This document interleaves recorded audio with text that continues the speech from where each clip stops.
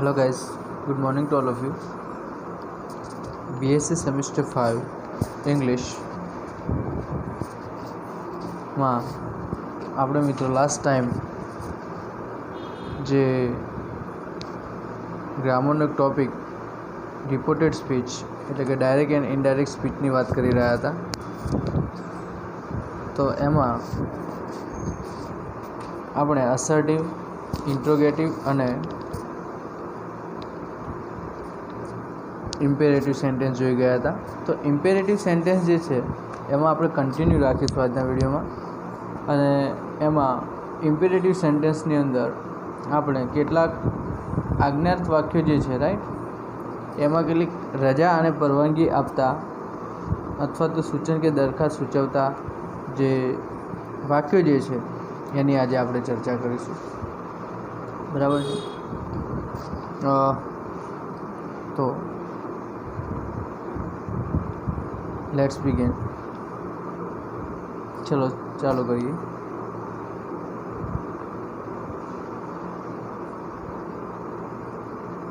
Direct and indirect speech.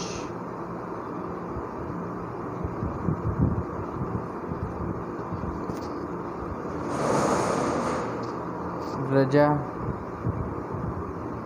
કે પરવાનગી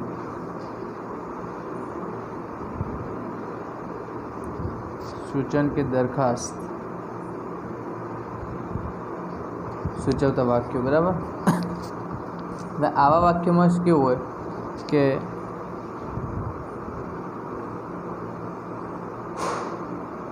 કોઈ પણ સામી વ્યક્તિ પાસે રજા કે પરવાનગી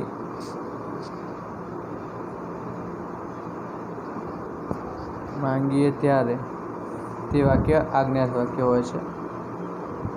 આ પ્રકારના વાક્ય જે છે એમાં રિપોર્ટેડ સ્પીચની રચના એ રિપોર્ટિંગ સ્પીચ જે છે એની રચના લેટથી થશે.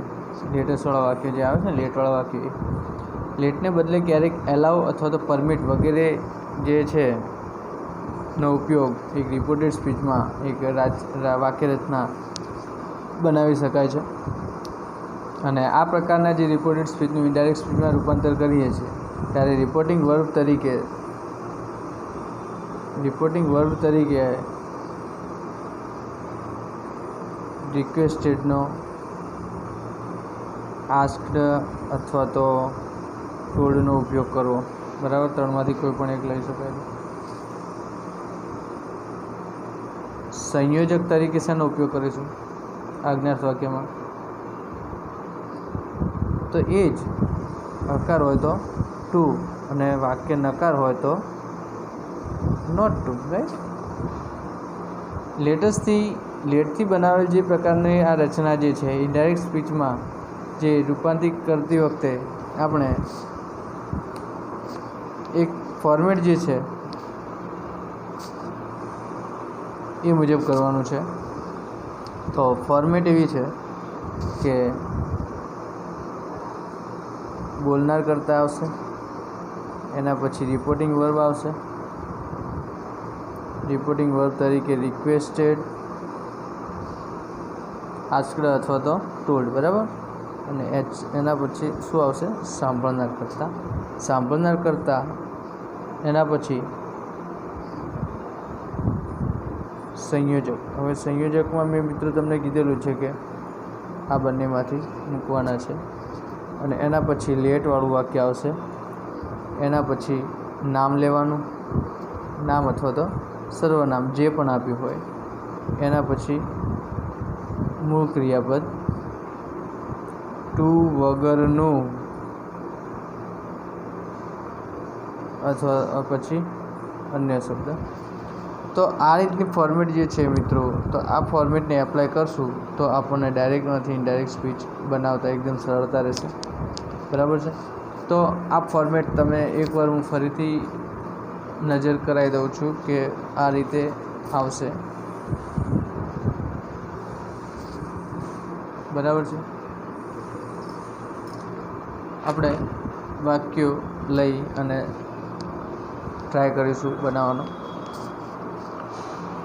વાક્ય લઈએ મિત્રો. For example,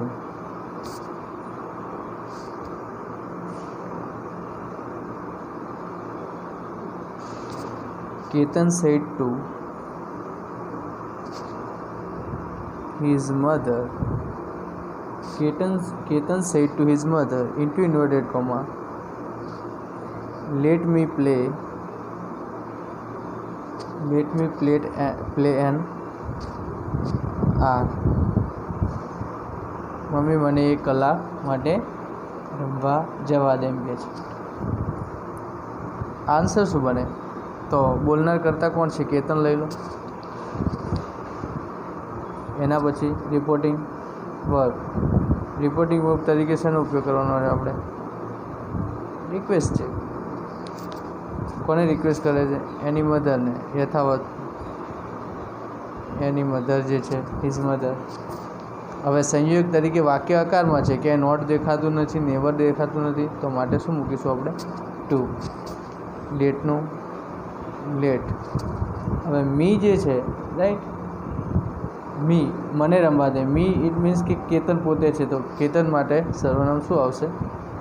late him play N R. બની ગયું વિધાન વાક્ય. તો આ રીતે મિત્રો તમારે ઇઝીલી બનાવવાનું રહેશે. આ રીતે તમે સેન્ટેન્સ બનાવી શકો. ચલો બીજું એક સેન્ટેન્સ લઈએ. The principal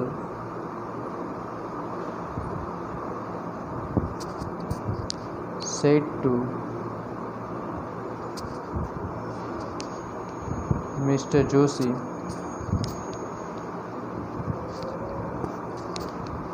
let the children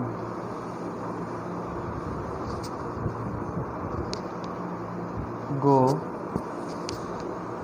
early. વિદ્યાર્થીઓને વહેલા જવા દેવાની વાત છે. પ્રિન્સિપલે મિસ્ટર જોશીને કીધું, રાઈટ. તો શું આવશે? વાક્ય શું બને? The principal asked Mr. Joshi, આકાર છે માટે ટુ સંયોજક, to let the children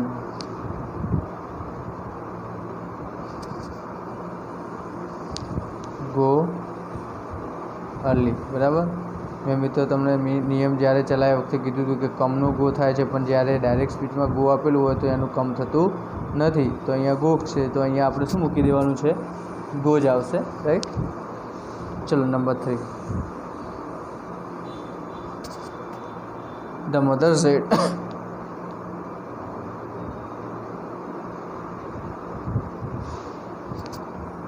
two his son. એની માતા શું કહે છે? Don't let him disturb. બરાબર. તું એને ડિસ્ટર્બ કરીશ નહીં. તો આમાં શું આવશે? The mother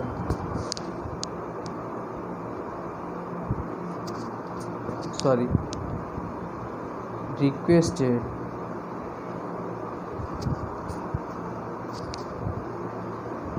his son, right.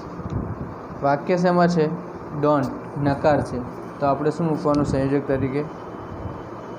Not to, right. Not to. એના પછી વાક્ય રચનામાં જુઓ, લેટ જે છે, લેટ લેવાનું. બરાબર. એના પછી નામ, late,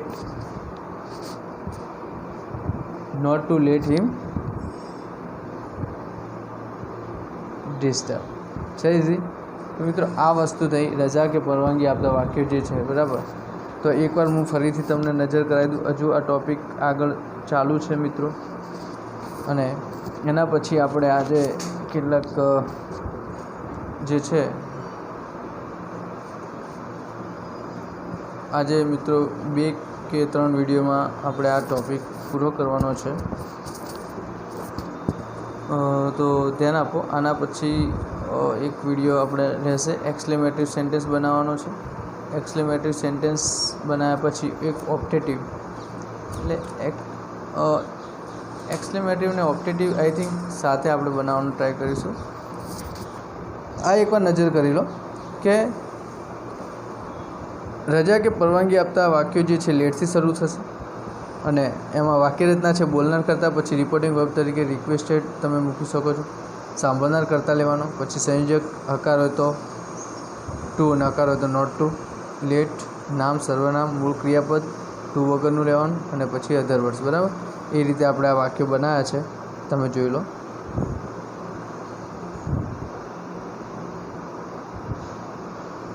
you can see. Okay, હવે એના પછી મિત્રો આ જ ટૉપિકમાં આપણે આગળ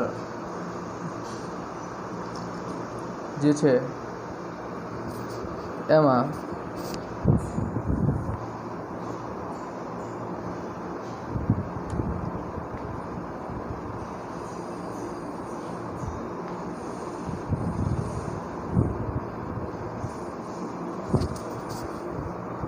હવે સૂચન કે દરખાસ્ત માટેના વાક્યો જે છે એ જોઈએ.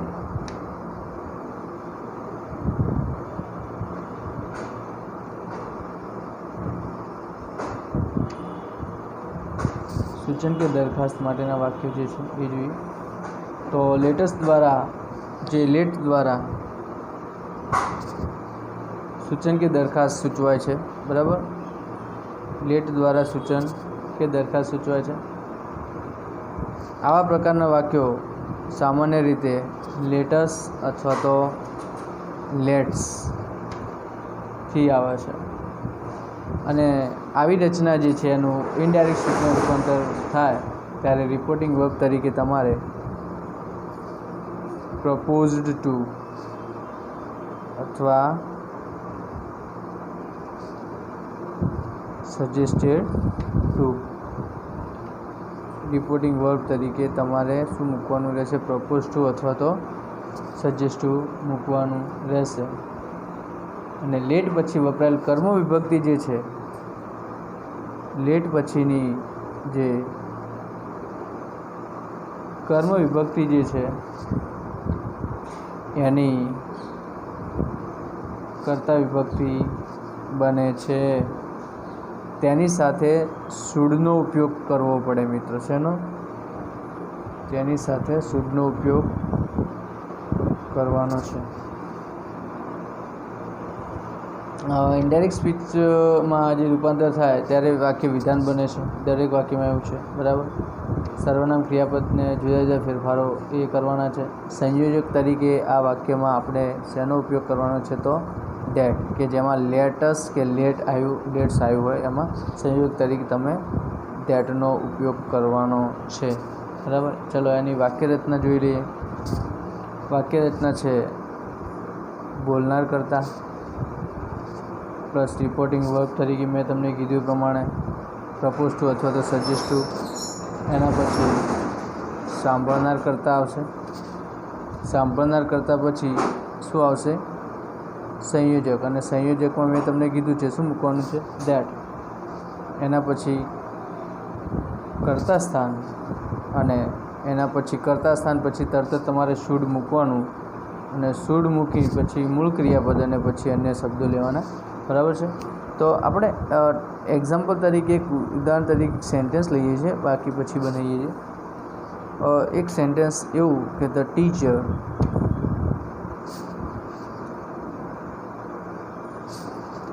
said to the pupils,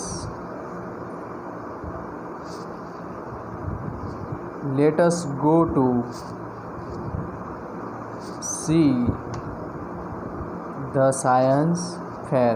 બરાબર, ચલો આપણે વિજ્ઞાન મેળો જોવા જઈએ. આવું ટીચરે એમના વિદ્યાર્થીઓને કહ્યું. તો આ પ્રમાણે બનાવો. બોલનાર કરતાં the teacher,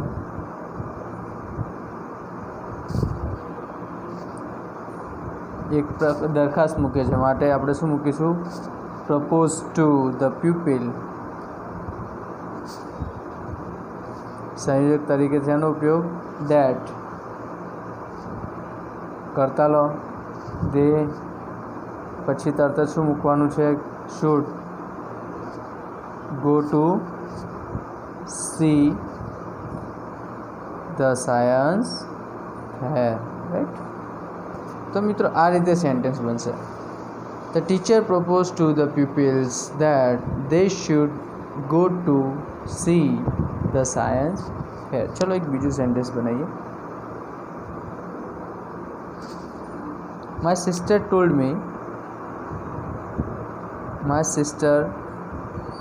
me let's have some snacks.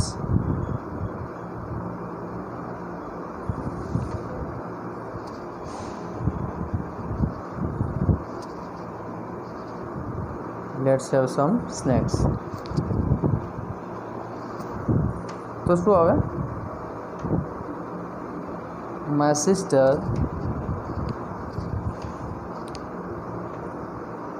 suggested to me that કરતા છે we should have some snacks, right? ખબર પડશે મિત્રો. તો આ પ્રકારના તમારે એક્ઝામમાં પૂછાશે અને તમારે એ રીતે એનું ફેરવવાના આવશે. તો મિત્રો આ વાત થઈ ઇમ્પેરેટિવ સેન્ટેન્સમાં જે વાક્યો જે છે દરખાસ્ત અને સૂચન જે દર્શાવે છે એ પ્રમાણેના વાક્યો મેં તમને શીખવ્યા છે. હવે પછીના વિડીયોની અંદર આપણે વાત કરવાની છે એક્સક્લેમેટરી સેન્ટેન્સની. ઓકે, તો આપણે નેક્સ્ટ વિડીયોમાં જોઈશું. હવે આ વિડીયોની અંદર મિત્રો આટલું કાફી છે. બાકી હું તમને કેટલાક એક્ઝામ્પલ તરીકે ઘરે તમે પ્રેક્ટિસ કરી શકો એના માટેના 2-3 વાક્યો હું તમને આપું છું, એ તમે લખી લો. લેટેસ્ટવાળા જે છે exercise, write down. Bhumi said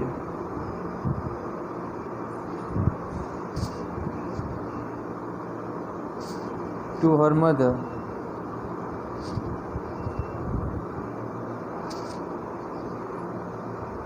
let me help you. મને તારી મદદ કરવા દે mummy. Number 2, my friend said to me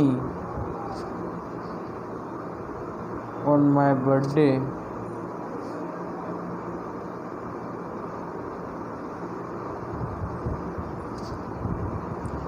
let's go to see Bombay. चलो number 3,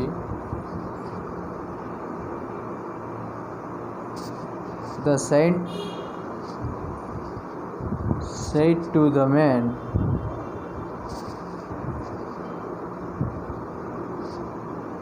let us not fight.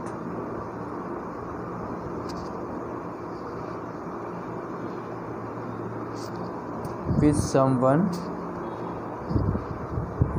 another, right? Number 4,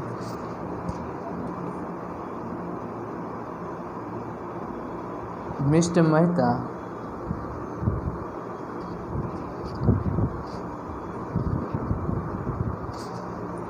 said to the watchman,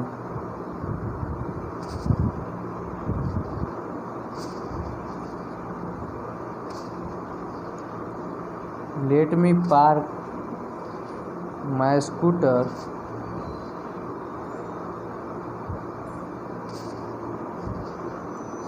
there, right? તો મિત્રો આવા પ્રકારના sentence તમે ઘરે પણ પ્રેક્ટિસ કરી શકો છો. તો અમે તમને પ્રેક્ટિસ માટે આપે છે, બરાબર? તો બાકીના જે છે એક્સક્લેમેટરી સેન્ટેન્સ એ આપણે નેક્સ્ટ વિડીયોમાં જોવાનું છે. આટલા સુધી રાખીશું. Thank you.